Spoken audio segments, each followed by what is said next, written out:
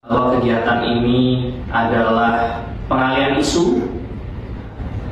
isu-isu lain yang sedang hangat-hangatnya dibicarakan di beberapa media. Ruang publik, KPK dalam hal ini penyidik akan tetap menjalankan pengalian isu ya, untuk dibicarakan di beberapa media.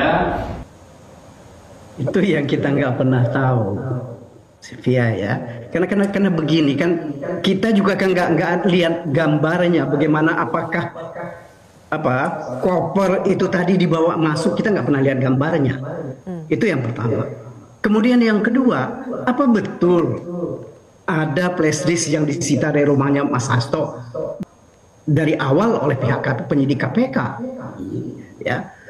Mereka juga mesti jelaskan, sepatutnya mereka tunjukkan waktu mereka mau masuk. Koper itu adalah kosong misalnya, nggak ada isinya. Tetapi begitu mereka keluar, mereka tunjukkan isinya segepok duit atau entah dokumen apa begitu. Tetapi kan ini kan tidak dilakukan, gitu loh. Menurut hemat saya ya, mestinya KPK juga dalam hal ini bersikap legowo, dalam arti ketika ada pihak yang mempersoalkan dan juga ada perkara yang lain sebenarnya yang juga dituntut oleh banyak pihak ya, itu juga mestinya dibuka oleh KPK. Seperti Boyamin katakan tadi, misalnya tuntutan terhadap keluarga Jokowi, kenapa mereka tidak lakukan itu? Nah, inilah yang mengakibatkan orang curiga bahwa ada politisasi dalam perkara ini. Ya, itu yang kedua. Yang ketiga, saya kira dramatisasi ini mestinya dihentikan oleh penyidik KPK. Karena nggak ada gunanya dalam proses penegakan hukum. Ya, ini hampir selalu pihak KPK, penyidik KPK kalau habis melakukan penggeledahan atau penyitaan selalu dengan membawa koper-koper besar yang tidak pernah diketahui isinya itu apa. Kalau memang betul isi koper itu dari rumah pihak tersangka, dalam hal ini Mas Hasto, mesti jelas barang yang disita itu apa. Ya, kaitannya dengan perkara ini mesti dijelaskan oleh pihak penyidik. Nah, kalau seperti sekarang kan mengakibatkan orang curiga, ya, termasuk kami tentu saja, bahwa ini adalah satu bentuk dramatisasi untuk mengalihkan persoalan yang lain sehingga mereka tidak dipersoalkan. Ya, saya kira tindakan-tindakan seperti ini harus dihentikan. Melakukan penggeledahan yang menurut Pak Magdir tadi tidak ada juga barang bukti signifikan yang dibawa. Kalau pemanggilan saksi memang harus, kan ini untuk tersangka Hasto. Kalau dulu kan pemeriksaan sebagai tersangka maupun saksi tersangka yang lain. Nah, kalau ini kan diterbitkan seperindik baru dan penetapan tersangka baru, yaitu Pak Hasto maupun Doni Istiqomah. Jadi mereka memang ya harus di BAP lagi, kalau enggak malah berkasnya nggak lengkap namanya.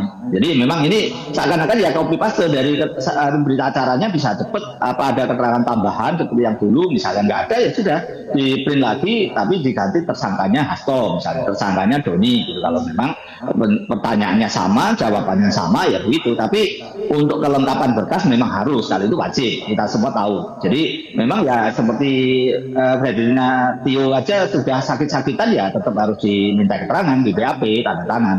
Jadi ini memang harus, kalau itu semua. Dan itu saya kira juga kita dorong KPK supaya cepat menuntaskan. Kalau perlu minggu ini sudah selesai lah seluruh saksi-saksi, sehingga minggu depan sudah tersangka Pak Hasto. Kalau memang ditahan ya silahkan tahan, enggak segera dibawa ke pengadilan. Tapi biasanya memang tersangka KPK ditahan ya kita ikuti, kita hormati itu. Jadi itu saya kira ini karena proses pengembangan perkara ini. Jadi mestinya kalau memang mau cepat ya bisa dibuat cepat gitu. Tidak ada sesuatu yang menurut saya, versi saya, drama yang justru malah menimbulkan banyak polemik gitu. Itu saya kira itu. Dan memang ini yang menimbulkan sesuatu, pernah ada cerita penggeledahan di rumah orang yang diputus bebas itu, saya tahu persis itu ceritanya belakangan. Itu kopernya itu ternyata untuk isi dari makanan dan minuman yang dibawa gitu. Jadi nggak ada yang diambil apapun dari rumah itu gitu. Jadi dan kemudian terbukti di persidangan juga tidak ada bukti yang diperoleh dari waktu penggeledahan rumah itu. Itu pernah ada cerita itu. Tapi juga pernah ada yang lain, ada dapat alat bukti, dapat sisa uang atau atau alat bukti yang lain itu barang bukti segala macam ya dapat. Tapi ini sebenarnya itu akan menimbulkan polemik itu karena ketertutupan KPK. Maka saya sering menuntut KPK itu terbuka dengan saya gugat pra peradilan, termasuk saya gugat ini Harun Masiku untuk disidangkan in absentia, karena nanti apapun ini akan jadi sandera terus. Jadi ini yang menurut saya ya, bahwa kemarin itu ada suatu kendala misalnya untuk menetapkan tersangka Hasto, ya itu suatu cerita yang lain. Tapi ini bahwa sudah penetapan tersangka, maka harus segera dibawa ke pengadilan. Itu aja kalau dari saya. Karena kalau mangkrak lagi nanti saya terpaksa kan harus mengajukan gugatan pra peradilan lagi terhadap KPK atas penelantaran perkara. Jadi saya kira itu kita hormati semua. Pak Hasto juga bisa segera mengajukan pra peradilan atas penetapan tersangka yang dianggap misalnya tidak sah gitu, atau KPK segera. Tapi satu catatan bagi PDIP, saya minta itu untuk menegur atau memberi sanksi anggota Komisi 3 berasal dari PDIP karena ikut memilih pimpinan KPK yang sekarang. Padahal saya sudah teriak-teriak bahwa itu tidak sah gitu loh. Jadi Pak Magdir juga harus fair menyampaikan ke mereka, ke DPP PDIP. Terima kasih.